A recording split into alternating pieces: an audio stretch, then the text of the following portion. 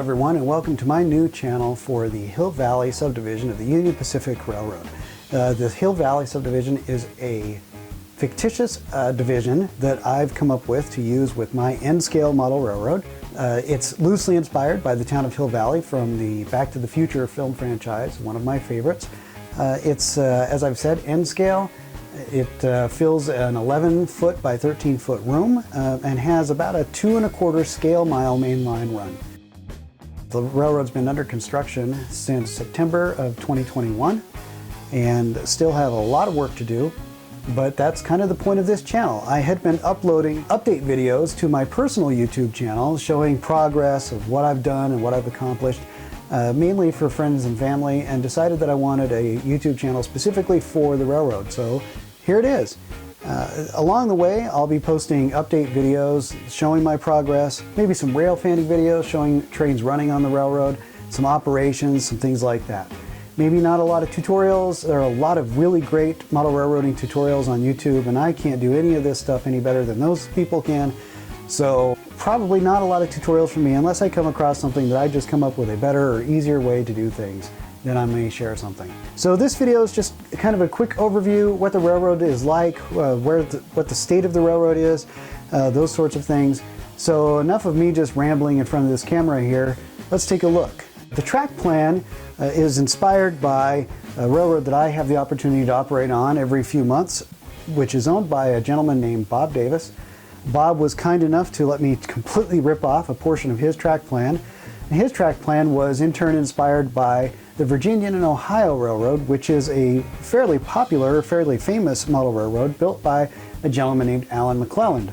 That railroad has been featured in Model Railroader magazine, and the track plan is actually available on Model Railroader's website, and I'll link to that track plan in the comments for this video. I've made a few changes to the railroad post-design.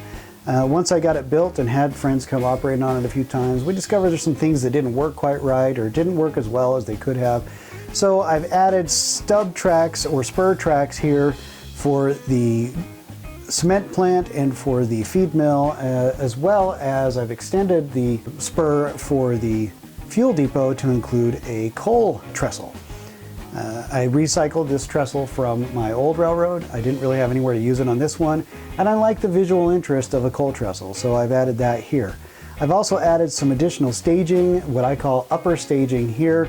This allows the passenger trains to do more of a point-to-point operation and prevents passenger trains from having to back out onto the main or back off of the main into the passenger station in Coronet, which is this area here on this section of the railroad. The benchwork of the railroad is built primarily from 1x3 furring strips, which I picked up at the lumber yard. Let me tell you, I spent a lot of time at the lumber yard going through, picking out the best pieces I could find. So the framing is basically 1x3, kind of a modified L girder type with a few variances from that here and there. The frame is decked with 3/8 inch particle board. I chose particle board for a couple of reasons. It's fairly dense and absorbs a lot of the noise from the trains running on the rails, and it's a lot more affordable than plywood. On top of the particle board is 1-inch insulation foam. I chose to do that for a couple of reasons. Again, it helps quiet down the railroad. B, it is easy to work with if I need to cut it for terrain or anything like that. It's very easy to cut with a knife or with a hot knife or a hot foam cutter. And C, it made it very easy to pin the roadbed and the track in place while the glue was drying. All of my track is glued down. Speaking of track, it's primarily Pico Code 55 N-scale track.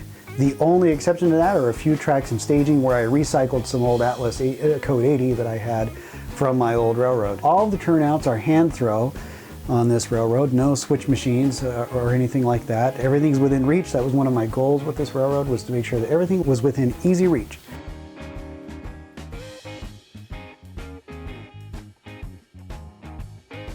I've used a variety of methods to build up the terrain. I've used carved foam.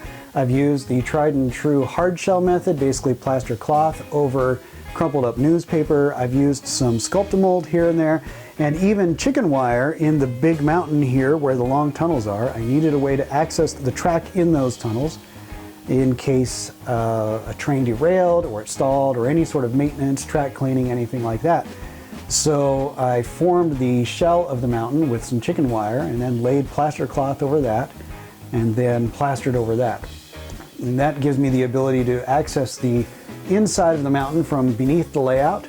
And being only 5 foot 5 inches tall, I can almost stand up inside the mountain. And so it makes it very easy, if need be, to have access to the track and the trains inside that tunnel. The control system for the railroad is NCE. I started with an NCE power cab with my previous layout and have expanded that with the SB5 booster and 3 Cabo 6 control units. I have several industries on the railroad to service, starting here at Lars Farms. Lars Farms has livestock, they have grain, and they have potatoes here in this little shed that gets served out to refrigerator cars. And then on down the line here, run through Hill Valley, there's a passenger depot here in Hill Valley.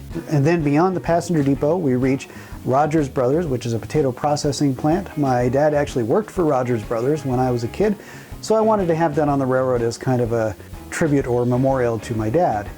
Beyond that, we get to the fuel depot here. And the fuel depot has tanks for gasoline, maybe some sort of fuel oil or something, other sort of petroleum, maybe for furnaces or something like that, and then coal. The railroad then proceeds over the mountain pass, and once on the other side of the mountain pass, it reaches the area of Coronet.